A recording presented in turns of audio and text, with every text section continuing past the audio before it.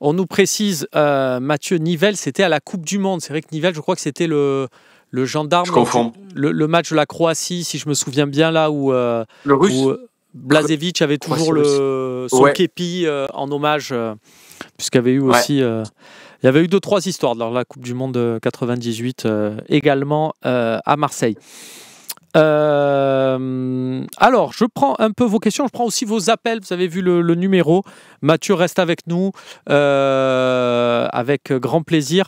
Tiens, on disait tout à l'heure, là un peu, tu as fait tu as animé le gala 13e homme de l'Olympique de Marseille là, il y a quelques jours, une vente aux enchères pour qui allait bien sûr, dont les fonds récoltés allaient à des associations de la ville. Dis-nous, tiens, voilà, Nico Amskas nous dit, c'est quoi ton premier match OVEL? On va commencer par ça. OM Rodez en 91, je crois que c'est, ou 89, demi-finale de Coupe de France. OM Rodez, on gagne 4-1 ou 3-1, je crois. Ok. Ouais, c'est ça. Le virage nord et j'étais en Yankee. Ok, oui, donc à l'époque, il y avait c'était quart de virage, enfin, il y avait des... Pesage, tu rigoles, c'était pesage. Ouais, c'était le mec qui gérait les pesages, c'était un Arménien qui avait une pizzeria à Plante de Campagne. Voilà, et en fait, les billets, c'était sur des coupures de, les trucs de loto là. Tu donnais tu rentrais avec ça, avec du papier. Moi, je me rappelle, j'ai gardé le papier OM Munich, OM Milan pour la Munich. On a payé 50 francs, tout compris. On parle d'une finale de Ligue des Champions. Exactement. Et tu as aller-retour en bus, la place, la bouffe et tout. 50 francs. Oui, et à l'époque, tu payais ta place en pesage 30 francs, 20 francs. Ouais, et il y avait même aussi des accessoires offerts, notamment sur les stations-service. Je ne sais pas avec quel bus. C'était. Moi, j'ai tout gardé. J'avais le cœur, j'avais les trucs que tu tapais comme ça, j'avais tout. J'avais les t-shirts Paris, on te saigne, n'importe quoi. Et oui, on a une pensée pour tous les pompistes, tous les gérants de stations-service entre Marseille et Munich au début des années 90.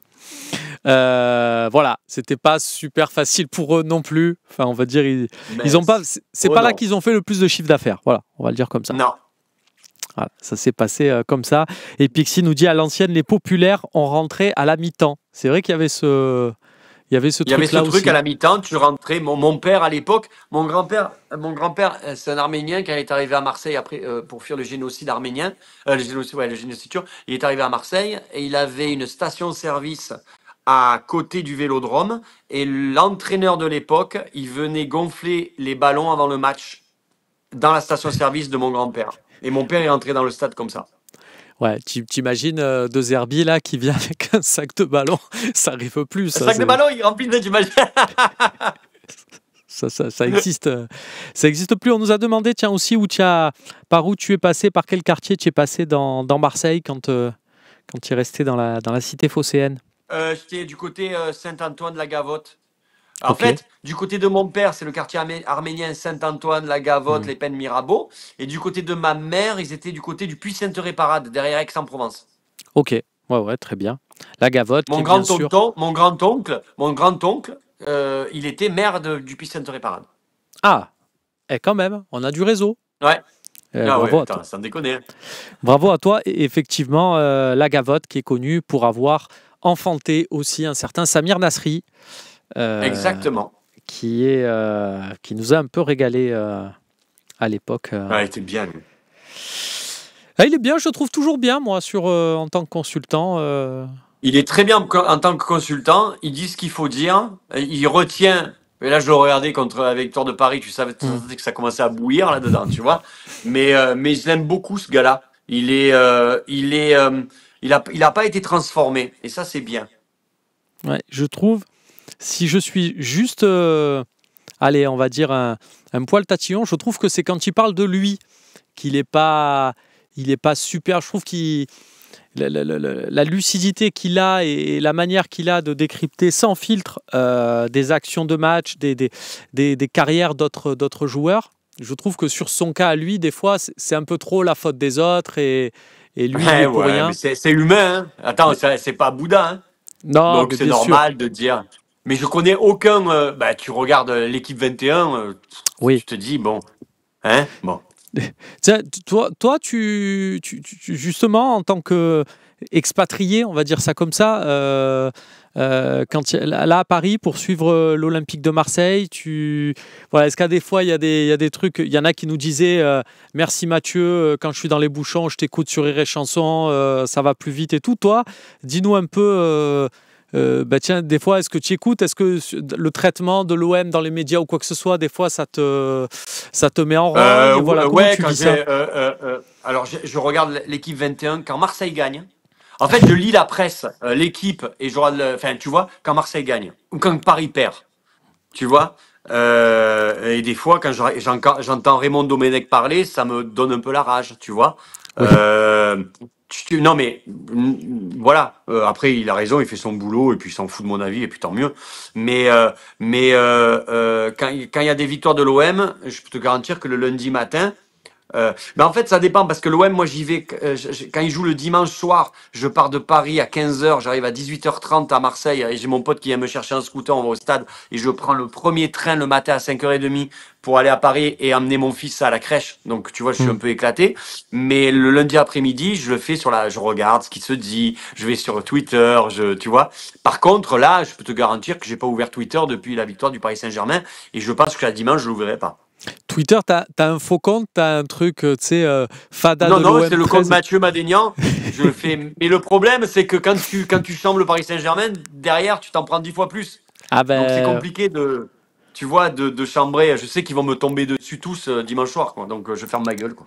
c'est comme cette histoire-là de ce que je disais, ce maillot sur David, là, on va s'en prendre. Tiens, il y a le majeur qui nous dit, Mathieu, fais-nous un sketch à ce sujet. Alors, tu l'as dit, tu es là par passion pour l'Olympique de Marseille, tu n'es pas là, tu veux pas faire de promo ou quoi que ce soit, mais quand même, dis-nous un peu comment ça se passe pour toi. Là, est-ce qu'il y a des projets? Comment ça se passe? Oui, oui, Il y a ça des va. salles, il y a Qu'est-ce des que salles j'ai bien complètes. Ouais, là, à Paris, c'est complet jusqu'à. Je vais jouer à Paris jusqu'à la fin de l'année. Et à partir de 2026, je fais la tournée. Donc, je vais passer au Silo à Marseille. Je vais aller aussi. Je joue fin juin à Allo. La mairie d'Allo a acheté mon spectacle, donc je vais jouer à Allo. Mais après, je vais jouer à Marseille au Silo, mais je vais jouer aussi dans des petits quartiers à Marseille aussi. Je vais jouer à Aix, je vais jouer à Martigues. Je vais faire toute la région un petit peu.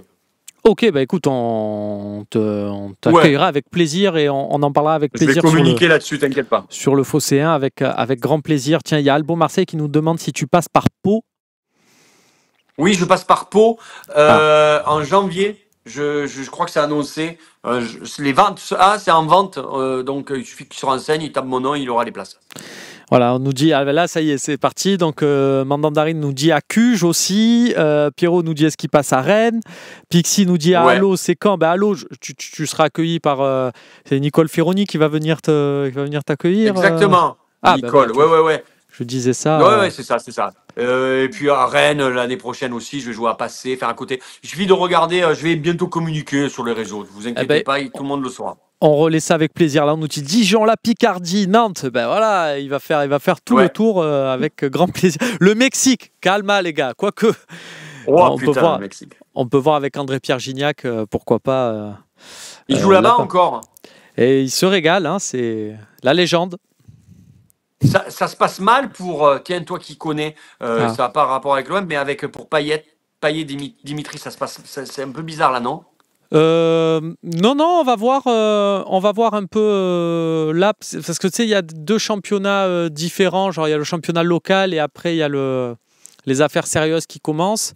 Et là, ça va être le championnat, le vrai championnat, entre guillemets, là, qui va démarrer. Donc à voir un peu comment ça se passe pour, D'accord. pour Vasco. J'avais entendu que c'était pas le bonheur pour l'instant au niveau Même football. si, même si forcément il y a beaucoup de Vasco, c'est un club très suivi, et il y a beaucoup de pression. Le moindre signe avant-coureur, ça donne lieu à 4 articles.